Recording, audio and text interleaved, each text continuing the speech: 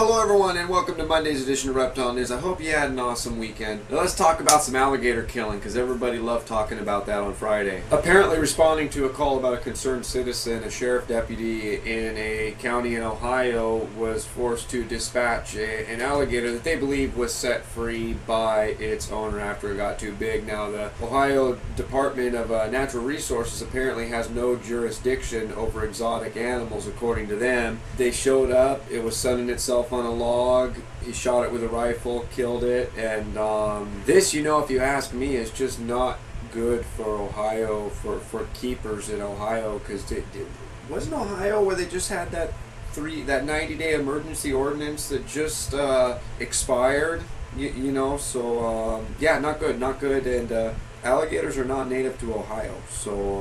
And now let's talk about some invasive pythons. This time in the UK, an African rock python was found in a pillowcase, apparently by some children. Apparently this snake was turned over to a pet store, and the pet store guy says it's very scary because the snake was found by a 12-year-old child, and the rock python was 6 feet long, apparently big enough to harm the child pretty good. So they are currently hoping that a zoo somewhere will take the snake off their hands for them. And apparently there's an entire reptile collection sitting in limbo after the Seaways Serpentarium's owner died earlier this month. They say there's hundreds of snakes in the collection, most of which being venomous, according to the report. And according to Bry Loist, hey Bry, how's it going? Curator of the Indian River Reptile Zoo. If you did not already know, you should know that. He says that there's been no care for the animals since the owner passed. Of course, these snakes were turned over by his spouse to Bry Loist, to the Indian River Reptile Zoo, but the Humane Society came in and locked everybody out, and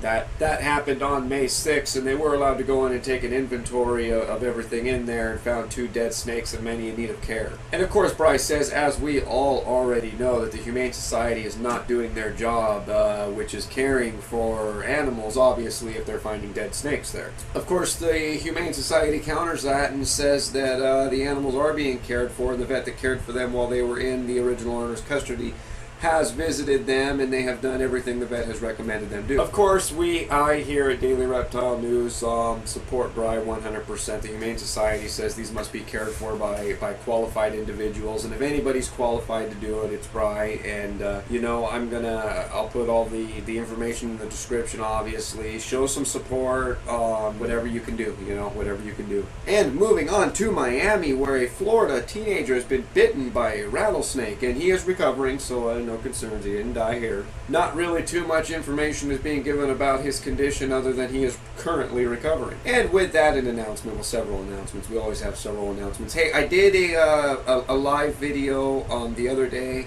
and it was actually a lot of fun. Only one person showed up, but that's okay. It was a lot of fun. I'm going to start doing that more often.